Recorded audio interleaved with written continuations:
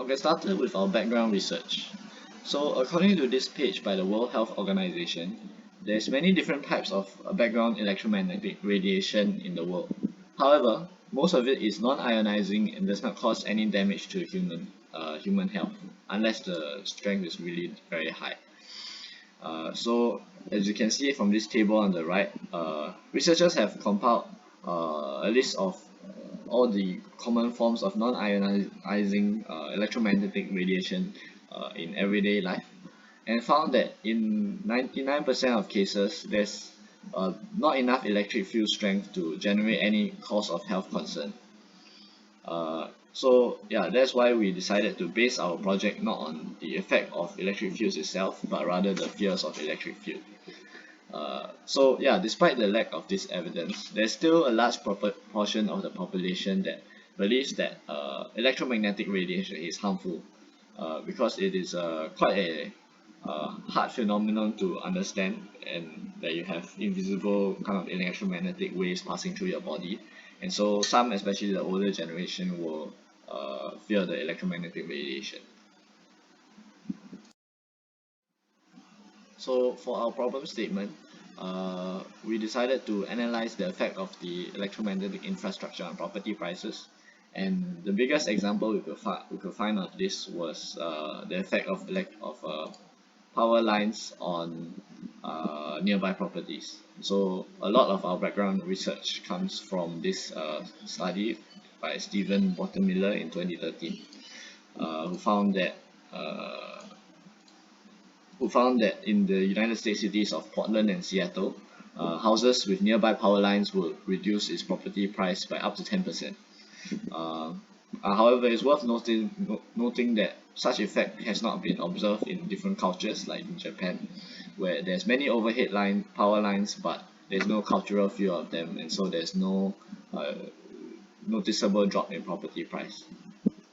So problem statement, as we said before, is what is the relationship between property price and the proximity of overhead high voltage power lines, or HVPLs, in San Francisco. And we decided to choose San Francisco because it fits the prompt of a technologically advanced metropolis on Earth, and it still has 2/3 of its power lines overhead. And this is due to the California energy company Pacific Gas and Electric, who did the research and found that overhead power lines are more economic for them. So when coming up with our research methodology, we had to make a lot of different assumptions. For example, what is the cost of converting overhead power lines to underground? We used this figure given by the electric company itself to calculate the price per kilometer of building both underground power lines as well as converting existing overhead power lines to underground. What kind of property we considered? We consider only residential buildings, as that's what we have data for.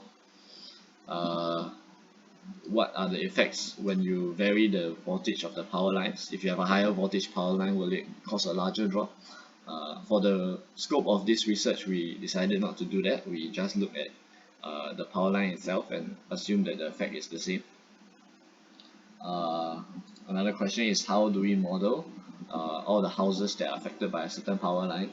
Well, we realized that, well, if you have a certain power line in a certain neighborhood, you cannot just bury, for example, like 100 meters of it. You have to bury quite a large stretch of it that affects a large number of houses together. So we model it as one power line as with many different houses near that power line that are affected by it, and then we can calculate the total effect on the property price for the entire neighborhood.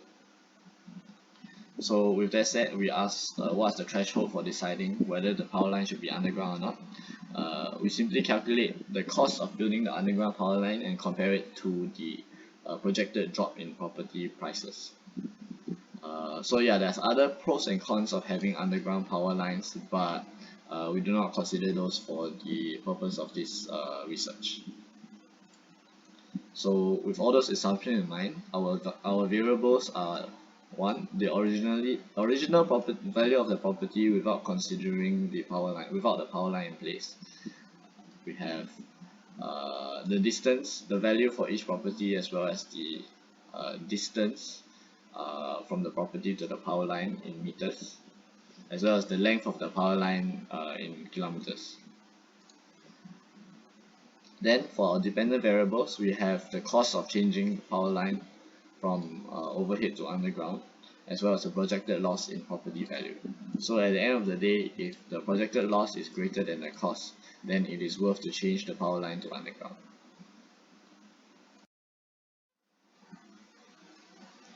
So as can see from this diagram, this is how we decided to model the system with one length of power line and many different houses at different distances from the power line.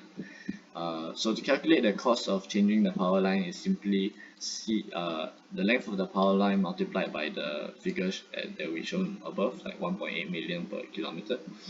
And then for the finding the projected loss PL, we have to consider the distance of the power line to the property. And for this, we decided to model it as a inverse square law because the effect of electric field strength follows a relationship 1 over d squared from the source. Coincidentally, also the visibility of the power line is also governed by the inverse square law, which is that if you are 2 times away from something, it will be 4 times harder to see it. So this means that a person living 10 meters away from a power line will have 4 times more to fear from the electromagnetic radiation, and also can notice the power line right next to their house compared to someone 20 meters away. So using a figure that we've found, or using on the research paper, we found that the largest property price drop with a power line right in its vicinity is 9.6%. So if we take immediate vicinity as 10 meters right from the property location, then we have a model that looks like this. So explain this model briefly, which is this is the 0.096%, and so when D is 10 meters, then the total loss will be 100% minus 90.6%. So as D increases, the drop in property price, the property price will return back to 1, and if D is far away enough, then there will be no loss in property price. So with this formula, a property 100 meters away will only lose 0.096% of this value, and then beyond which is not considered in the model, is considered negligible. So to find the projected losses of all the houses combined is simply a summation of all the individual property price loss. So we created this hypothetical table based on values of average house prices in San Francisco, and we plug in arbitrary values for the distances. So for this scenario, when we have 5 properties, you'll find that the property price loss is $308,000 compared to $375,000 that it will cost to change the power line from overhead to underground, assuming that the power line has a length of 200 meters. In reality, there will be many more houses and the power line will be a lot longer if it's a very large neighborhood, especially in San Francisco. But looking at this small case scenario, it is not worth it in this case to change the power line to underground. I'll conclude by looking at the strengths and weaknesses of our model. The main strengths of our model is that it provides a very fast assessment and it can scale very well. It can take in many thousands of houses as well as a very large power line to see the effect over a very large area. The second strength is that it has used empirical data to limit the property price loss to 9.6% and makes the model a lot more realistic. However, the weaknesses of the model is that it assumes that the price drop is only due to the fear in electromagnetic radiation, whereas there's actually many factors that affect property price loss. It also does not consider the additional cost of burying a power line underground, because when you have a power line underground, it causes a long-term increase in power costs. However, there are also benefits such as overhead power lines will cause wildfires. Lastly, the model also does not consider cultural differences. and how the effect of the property price will be much lower in a different country. So in conclusion, the fear of electromagnetic radiation can have a bigger impact on society even if the risk of the electromagnetic radiation is actually very low.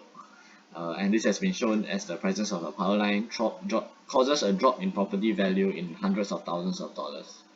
So we have created a mathematical model that can estimate this effect based on the distance of our property from a power line.